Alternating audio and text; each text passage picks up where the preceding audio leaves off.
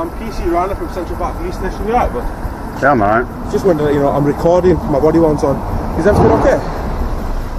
Yeah, I'm actually in control of an aircraft at the minute, so don't distract me. No, I'm not distracting you. I just you want are to speak to distracting you if me. everything's alright. You just got an aircraft with a camera, I presume, and you're flying over a police station.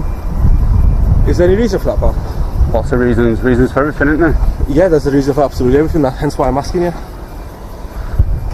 You're distracting me, that's what you're doing. I might be distracting you, but I just need to speak to you, pal. You can wait, can't you?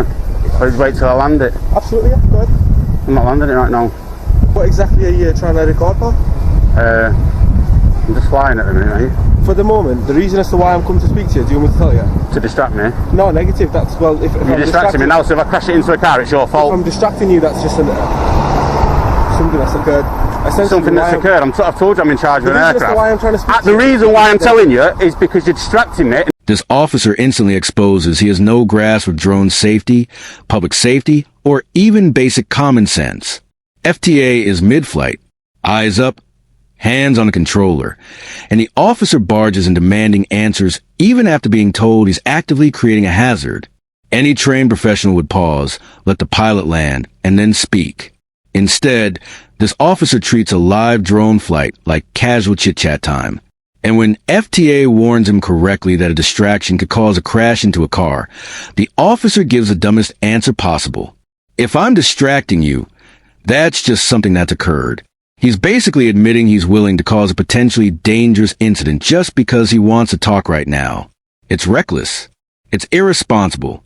And it shows he had zero control of the situation. Security concerns. Oh, is it? Congratulations. Hence why this is on the radar at the moment. We've had people trying to follow police officers home. Hence why I'm trying to speak to you. For what? So, I'm not speaking to you at the minute, I'm flying an aircraft. Do you want to land that down first, pal?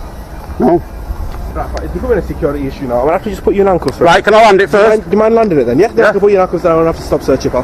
Alright. That's how it is. Do you want to land it now? Or do you want to... Yeah, I'll land it now. Go on then. So you're detaining me? Yes, at the moment I want to put you in handcuffs. Under what section? Section 1 of place, pal. Alright. So do you mind just...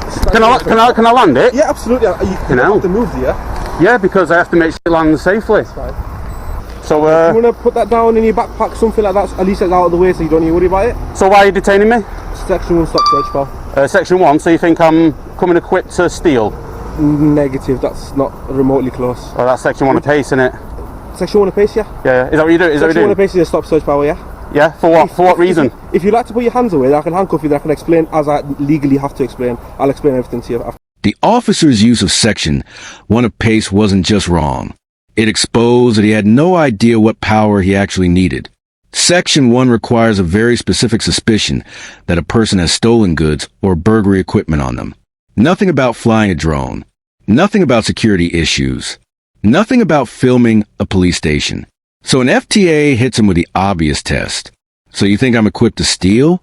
And the officer immediately says no. He destroys his own grounds.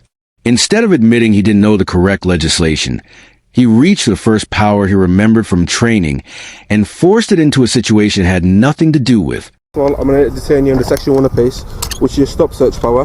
The reason as to why I'm doing so, hold on.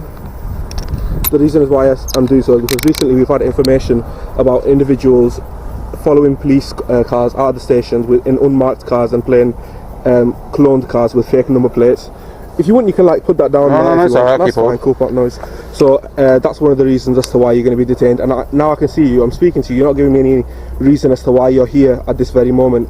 I don't have to account for being in a public place. Absolutely not. You're not in a public place, but your drone is well within police property. What, the airspace? Yeah. You do control the airspace, do you? I'm not saying I control the airspace. Well, you don't control the airspace. As you can say, we've got recent intel claiming people are following police officers home in unmarked cars. I can't see that there's a car at the moment. I can't see any plane cars or the vehicle that I So you've got no reasonable grounds then, have you?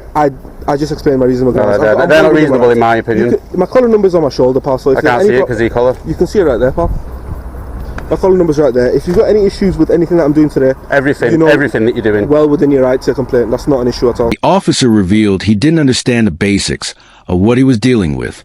FTA's location determines his rights, not the flight path of a drone, and the airspace above the police station isn't owned or controlled by the force. It's regulated nationally. But the real collapse came when he tried to justify a search.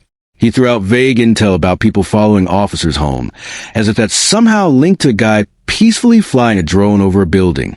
And then, unbelievably, he admitted he couldn't see any behavior that matched the intel. That's the moment his grounds died on impact. Because once an officer openly acknowledges there's no observed behavior, the suspicion becomes nothing more than a story, and a story cannot authorize a search. Job? Absolutely not. No. How long have you been in the job? A couple of years. Yeah, you should know better than I still have a couple of things I need to say to you. She just interrupted me. The reason... You're not searching me then? The ground... I am searching you. I'm just looking at it so it doesn't hurt your wrists. Looking after But you was unlocking it. No, I've seen it. I'm looking after you, if anything. You're not looking after mine, you put me in handcuffs. That's for your safety and my safety, you know how it is. The objects of my search is anything that could be used to follow police officers home, or anything that could be used in illegal means. Do you understand what I mean? No. Right, so essentially I'm looking for items. So a car would be to follow... Absolutely, so I'm looking for car keys for this certain car that I'm looking for. What car are you looking for? At the moment... you don't know, do you? You're making it up. You're making it up as you go. Not, absolutely. Tell me what car it is then. Absolutely. Tell me what car it is then. Personal information. Oh, what an idiot. Police safety and awareness. So I can't really tell you that. That's fine. Oh, look at this now, idiots. Yeah, no, I'm not, mate. No, I'm not. Being detained for illegal activity. A drone about this recent... Yeah. Oh, flying a drone. This is where the officer's story finally falls apart. He tries to justify the search by claiming he's looking for car keys for a certain vehicle supposedly linked to people following officers home. Yet, the second FT asks what car. The officer freezes and hides behind that personal information. That slip tells you everything. He didn't have a specific car in mind at all. If the suspicion were real, he'd be able to state something. A color, a model, a partial plate. Anything. Instead, he makes the claim, then immediately refuses to back it up. And the moment an officer starts inventing details to prop up a search, the whole thing becomes crystal clear. This wasn't about following anyone home. It was about finding any excuse to justify a search he'd already decided to carry out. Oh, get off. Put your face down. No, that's illegal. What are you doing? You're going to get stop search now on the second. Yeah, I'm being stop searched. He's doing it. Come over here. No, Come over here. Come over here now. I'll get your equipment. Come over here now. Listen to me now. My colleague's not already explained this to you. You're now detained under Section 1 of PACE, which the Police and Criminal Evidence Act 1984. The reasons for this are, I've got reason to suspect you're in the commission of offence by committing hostile reconnaissance in an area that's not open to the public. Right. You are going far beyond YouTubing for a YouTube video. Really? You are flowing an unmanned aircraft without authorisation over a police station. Don't need authorisation. Pull that down. No, that's illegal. Straight away. It's not illegal. It's really not so illegal. I've got reasonable grounds to believe. No. I need to know. This is for religious purposes. It's not religious. Yeah, it is. You want to get a reaction for whatever YouTube video you're doing. So this is what's going to happen. My colleague's going to put your handcuffs behind your back, and you're going to get stop searched. Once that's done, let's get your details. If I don't find anything in that bag on the grounds of the search and the stop search that we do, anything that prohibited items or illegal in the commission of the offence you're potentially committed, The second officer comes in twice as loud and half as informed, immediately claiming he's flying without authorization over a police station. It's the same old myth officers cling to, that anything flown near a police building must somehow be illegal. But UK airspace isn't controlled by the police unless the CIA has marked the area as restricted, which this wasn't. FTA is fully entitled to fly there. Police stations don't get special no-fly bubbles just because they don't like being filmed. Also, without warning, he reaches out and pulls down FTA's face covering. No request, no lawful power, just pure ego and entitlement. A face covering isn't contraband, and it's not obstructing a search. It's personal clothing. do not give us your details under Section 50 of the Police Reform Act. I want your details.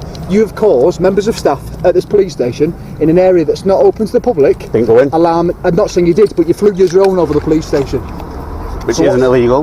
Let me explain to you now. You need authority to be flying an unmanned aircraft like that over 120 metres high in the sky, which is 400 feet. I didn't go over 120 metres. Well, we need to ascertain that. So what's going to happen now is you're going to give my colleague your details in a minute. We're going to stop search you under Section 1 of PACE 1984. Once that's done, we'll PNC you, find out who you are, and what I suggest you do is you really think on about the behaviour you're committing. I get there's people like auditors, I get there's people that are interested in police stations, but you have not got permission off the Chief Constable of Greater Manchester Police or the Council to be filming this police station intrusively in an area that's clearly not open to the public. So at the moment, You're being detained for a stop search. Once that's been done, we will go further from there about what we're going to do. The second officer doesn't even bother pretending he understands drone law. He just states his own rules as if they're legislation, telling FTA he needs permission from the chief constable or the council. That's not a misunderstanding. That's someone who genuinely believes police ownership of a building gives them ownership of the sky above it.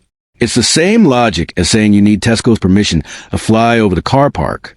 Completely invented, completely unlawful, and delivered with full confidence. The officer wasn't enforcing regulations. He was defending his patch. And when he realized he had no power to stop illegal drone flight, he defaulted to the one move badly trained officers always fall back on. Assert authority loudly and hope the public folds. Give my colleague your details, please. Wonderful. If you don't... I don't have to under Section 1 apace. let me explain to you now. You do, because let me explain something to you now. If you do not, under Section 50 of Police Reform Act, I'm going to arrest you, take you to police custody, and live scan your fingerprints, get your photographs and DNA to find out who you are. Because you've caused several members of staff in here. Let me explain. Let me finish speaking. Listen, you've gone a level beyond filming the front of the gate of police station. You've flown the drone around the police station, and my colleague saw you doing it from a top window in this building. This colleague stood here. For that reason, I can be satisfied now that you've gone beyond the level of causing harassment, alarm and distress to colleagues in here.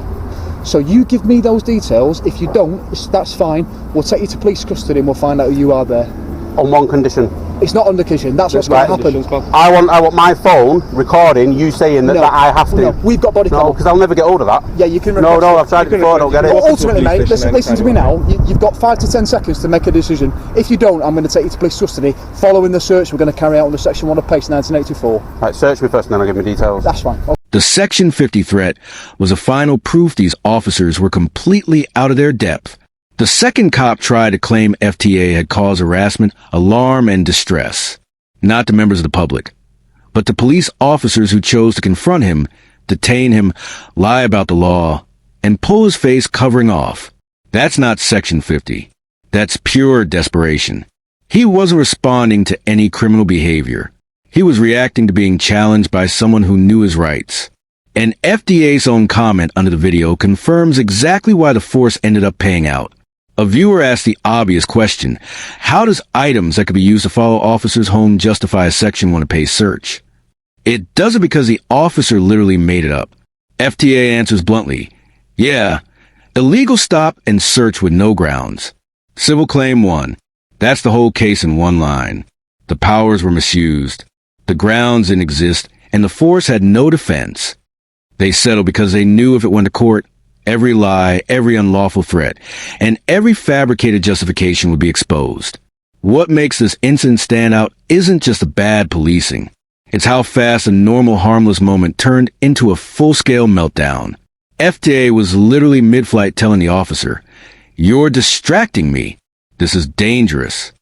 And instead of stepping back like any responsible professional would, the officer pushed harder. That was the theme of the whole encounter. Every time common sense presented itself, the police sprinted in the opposite direction. Then came the reinforcement, not to de-escalate, not to correct mistakes, but to stack new ones on top. Suddenly, FTA was accused of hostile reconnaissance, illegal flying harassment, following officers home, and whatever else they could invent to keep control of a situation that had already fallen apart. It was emotional policing disguised as law, and the harder they pushed, the clearer it became. They weren't acting from training. They were acting from panic and pride. And that's exactly why the payout hit so hard. When FTA confirmed he won the civil claim, it wasn't surprising. It was the only possible ending. Unlawful stop, unlawful search, fabricated grounds, threats of Section 50, drone laws made up on the spot. Any one of those would expose a force together. That's a check waiting to be written. The force paid up. The officers walked away looking clueless, and FTA walked away proving again that the law doesn't bend. That's it for today's video. If you enjoyed this episode, don't forget to like, comment, and subscribe. It really helps me continue with my independent coverage. His channel is linked in the description. Show him some love. Thanks for watching. See you in the next.